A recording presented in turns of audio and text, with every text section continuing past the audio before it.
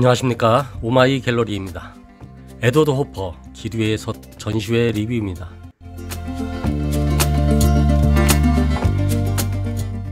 미국인들이 자랑스러워하고 사랑한다는 미국의 사실주의 화가 에드워드 호퍼 전시회에 다녀왔습니다. 물론 국내에도 많은 팬들이 있죠. 보기 드물게 시립미술관의 1층서부터 3층까지 전관에 걸쳐서 열린 대규모 개인전이라고 할 수 있습니다.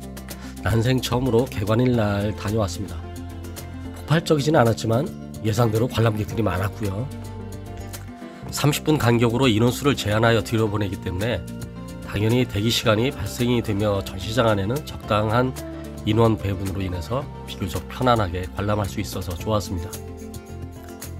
정확한 전시의 타이틀은 에드워드 호퍼 길 위에 서다라는 제목입니다.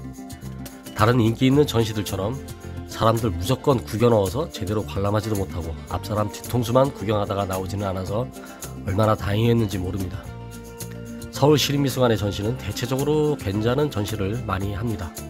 이번에 전시도 서울시립미술관이 미국 뉴욕 휘트니 미술관과 공동 주최로 야심차게 선보이는 호퍼의 대규모 단독 전시입니다. 이번에 전시 규모는 유화 포함해서 드로잉, 판화, 아카이브 등 해서 약 270여 점의 작품이라고 합니다.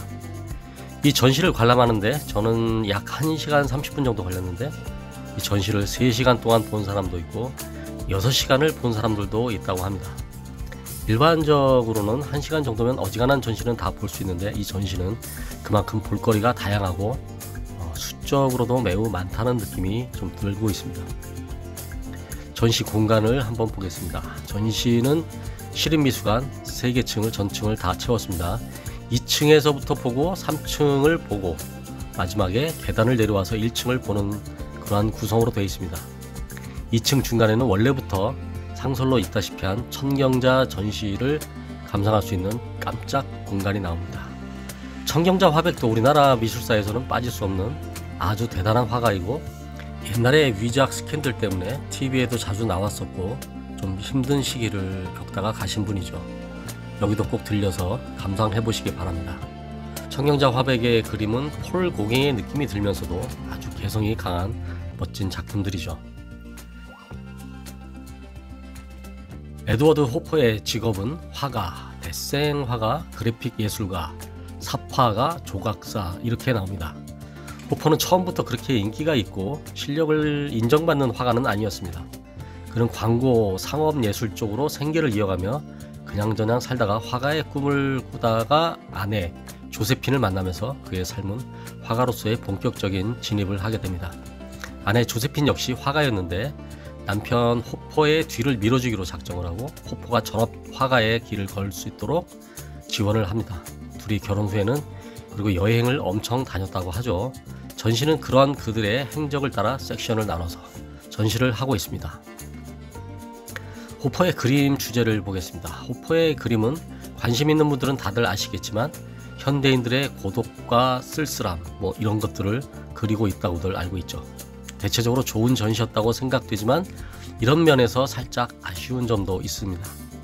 현대인의 고독과 상실 등을 그렸다고 평가되는 호퍼의 그림 중에서 실제적으로 상당한 다수는 호퍼의 초기 그림인 풍경화 그림들이 훨씬 더 많다는 점입니다. 인터넷이나 기타 자료들에서 한 번도 접해보지 않은 호퍼의 풍경 그림들은 호퍼 이전에 유행했던 미술사조 중 인상파의 그림들과 유사한 느낌이 듭니다. 물론 호퍼의 스승이었던 인상파 화가 로버트 헨리의 영향을 받은 것이라고 볼 수 있겠습니다. 호퍼가 스승의 영향 덕에 초기에는 인상주의 그림을 당시 유행처럼 많이 그렸지만 호퍼 나름대로의 생각은 시대의 흐름에 따르는 그림 방식보다는 자신에게 어울리는 나름대로 독자적인 화풍을 새로 도전을 해서 제작하는 것이 자신에게 맞다, 또 이게 의미가 있다고 생각을 하면서 점차 그의 화풍이 바뀌게 됩니다. 뉴욕에서의 생활을 하면서 주로 이제는 도시를 그리게 되고 도시인들을 그림의 주제로 삼게 됩니다.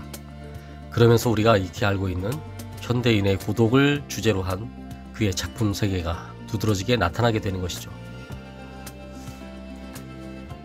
국내에 오는 명화 전시들이 주제를 정해서 세계 각 곳에서 필요한 그림들을 셀렉트해서 모아서 가져온 그렇게 한 다음에 전시하는 경우도 있지만 이 경우에는 미국에 있는 뉴욕 휘트니 미술관에서 가져온 것이라고 해서 우리가 보고 싶은 호포의 다른 그림들은 많이 볼 수가 없었습니다.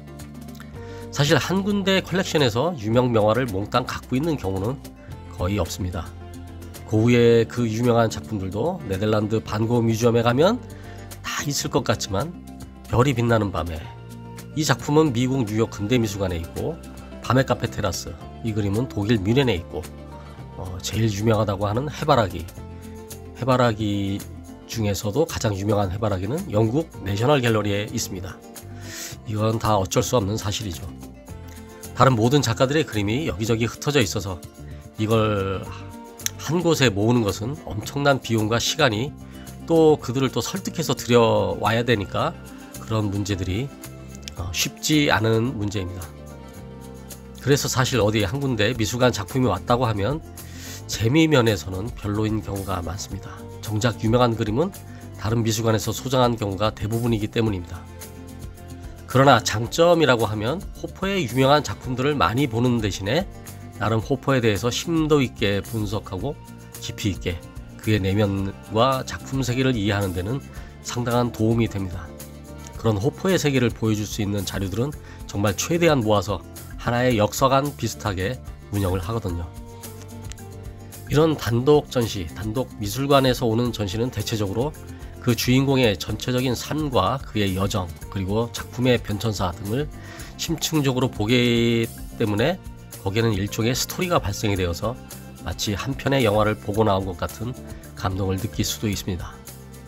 다른 전시들도 마찬가지지만 보통 유명 화가의 작품이 온다고 하면 그 작가의 엄청난 걸작들이 다 오는 것처럼 생각하고 잔뜩 기대에 부풀어서 전시장을 찾았다가 자기가 잘 알고 있는 관심이 있는 작품이 없다는 것을 깨닫는 순간 자칫 마음의 상처를 입고 실망하는 경우도 더러 있습니다. 이 전시에서도 마찬가지입니다. 전시의 리뷰를 한두 개 보고 나서 전시장을 찾는 것도 현명한 관람법이라고 하는 이유가 그런 이유가 되기도 합니다. 이 전시에서는 촬영이 안 됩니다. 국내에 오는 다른 전시들과 마찬가지로 작품을 찍는 것이 허용이 안 됩니다. 단지 1층에서는 가능합니다. 3개층 중에 1층에서는 사진 찍는 공간이 따로 있고 1층 전 지역에서 촬영이 가능하다고 합니다. 실제로 원작이 걸려있는 외국의 미술관에 가면 웬만하면 사진을 찍어도 되는 것으로 되어 있는데 우리나라에서는 거의 열의 9은 촬영을 못합니다. 간혹 어떤 전시는 찍는 것을 허락하는 전시도 있기는 합니다. 지금 하고 있는 피카소와 20세기의 거장들, 이 전시는 사진 찍는 것이 전 구역에서 가능합니다. 1층에 들어와서 아주 인상적이었던 것이 이 포토전입니다. 룸을 하나로 따로 만들어서 호퍼 작품 속의 실제 주인공이 되어보는 그러한 설정입니다. 실제 호퍼 작품 속에서 여기 서 있는 여인이 올 누드에 손에는 담배를 들고 있는 장면이죠. 아마도 호퍼의 부인인 조세핀이 모델인 것 같습니다. 교육상은 크게 좋은 것은 아니지만 무척 재미있는 발상인 것 같습니다. 여기에 이렇게 서서 창밖에서 들어오는 햇빛을 마주하고 여기에 이렇게 길게 그림자가 드리워지는 호퍼 특유의 분위기와 감성이 물씬 풍기죠. 사람들이 줄을 서서 대기합니다. 사진 찍으려고요. 요즘은 가끔 미술관 관람 풍토에 대해서 비판이 나오기도 합니다. 사진 찍고 인증샷 남기려고 미술관에 간다, 이런 말이 나오죠. 관람의 질이 점차 낮아지고 있다. 이게 다 인스타, 페이스북, SNS 때문이다. 이런 말들이 나오고 있습니다. 실제로는 그림에 관심이 없는 사람들도 이런 이유로 미술관을 찾는다라는 점이 비판을 받는 것 같은데요. 물론 그런 사람들이 있기야 하겠죠. 하지만 전시장에서의 전반적인 분위기는 사람들이 정말 집중해서 매우 진지하게 감상을 하며 몰입하는 모습이 훨씬 더 많아 보입니다. 그런 분위기가 나는 좋더라고요. 또 한 가지 인상적인 것 중에 하나는 바로 이런 소책자를 나눠준다는 것입니다. 괜찮죠? 보통 전시장 입구에 리플렛이나 비치해 두거나 거기에 엽서 한 장씩 나눠주는 게 그나마 베스트였는데 이 책자는 호퍼에 대한 상세한 내용이 사진과 함께 수록이 되어 있어서 전시에 대한 상세한 정보를 알려주고 있습니다. 전시 관람을 시작하기 전에 대충이라도 훑어보고 또 관람 후에는 집에서 전체를 한 번 더 읽어볼 만하다는 생각이 듭니다. 책자가 제법 두껍고 대충 맞는 것 같지는 않아서 한두 번 읽어보고 또 집에 보관해둘 만합니다. 아마도 이런 거 많이 인쇄하지는 않았을 것 같습니다. 타이밍이 안 맞으면 못 받을 수도 있을 것 같습니다. 관람을 다 마치고 나면 출구가 나오기 바로 전에 나오는 필수 코스, 아트샵, 굿즈샵입니다. 전시를 보고 나면 어느 전시든지 간에 출구에 떡하니 자리한 아트샵이 있죠. 모든 전시가 다 그렇습니다. 그리고 실제적으로 옛날에 10년, 20년 전에는 아트샵이라는 것이 하나의 구색으로 갖춰져 있었지만 요즘은 이 아트샵이라는 곳에서 매출이 엄청나게 늘어나고 있습니다. 보통 극장에 가면 영화도 보지만 팝콘이나 콜라도 상당히 먹잖아요. 네, 그런 원리죠. 이곳에도 당연히 호퍼의 콘텐츠를 담은 수많은 종류의 상품들이 있습니다.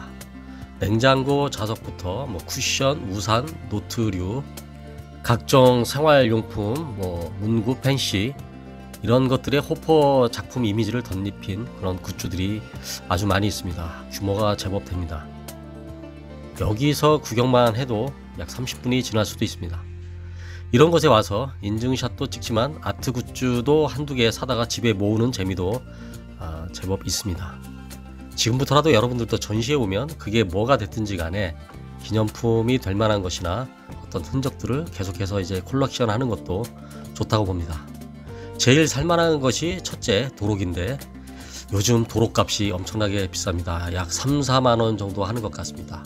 점점 고급화하고 가격은 자꾸 올라가고 있죠. 사람들이 제일 많이 사가는 굿즈는 단연 명화 카드, 엽서류입니다. 보통 3,000원 정도 되고 여러 장 사가서 나눠주기도 하고 집에다가 벽에 붙이기도 합니다. 그리고 아트 포스터. 그런데 좀 놀랐습니다. 가격 때문에요. 가격이 상상을 초월하더라고요. 비싸다라는 게 아니라 상상을 초월할 정도로 이게 말도 안 되게 저렴합니다. 18,000원으로 되어 있네요. 이 정도면 4만원, 5만원 정도 받아도 됩니다. 이런 전시에서요. 하여간 아트 포스터 치고 역대급으로 저렴한 가격이었는데요. 헉! 아트 포스터를 액자로 낀 완성품이 있네요. 가격이 무려 25만원. 25만원입니다. 아트 포스터가 18,000원. 액자를 낀 이 제품이 25만원. 액자 값만 거의 23만원이 됩니다. 명화 레플리카, 즉 복제화를 제작하는 저로서는 조금 당황스럽기도 합니다. 어쩌면 호퍼의 포스터 액자를 멋지게 만들어서 저희 명화몰 사이트에서 한번 판매를 하게 될지도 모르겠습니다. 물론 저작권이 있으니 포스터를 직접 제작할 수 없는 노릇이고 아마 된다면 수입을 해서 심플한 액자에 넣거나 어쩌면 디아색으로 제작하게 될지도 모르겠습니다. 이거를 실제로 하게 되면 이벤트를 해서 몇 점은 나눠 드릴 계획도 있습니다. 네, 이제 후기를 마칠 시간이 됐는데요. 지금 시점에서는 호퍼 전시 외에도 국내에 매우 많은 전시가 몰려 있습니다. 아이들 방학 기간이 제일 호황인데 이번에는 이상하게도 4월달, 5월달, 6월달 계속해서 대형 전시가 국내에 많이 열리고 있고 열릴 계획이라고 합니다. 듀피전도 두 군데서나 각각 하고 있고요. 피카소와 20세기 거장전, 또 호크니전 이런 전시들이 여러 곳에서 하고 있습니다. 6월 초 6월 2일에는 영국 내셔널 갤러리전, 아주 정신이 없습니다. 아마도 내셔널 갤러리전이 시작되면 이 전시에도 꽤 많은 사람들이 관람을 하게 될 것 같습니다만 지금까지의 흥행은 호퍼 전시가 제일 좋지 않나 이렇게 생각이 됩니다. 다음 전시 때 다시 뵙겠습니다. 이상 오마이 갤러리였습니다. 감사합니다.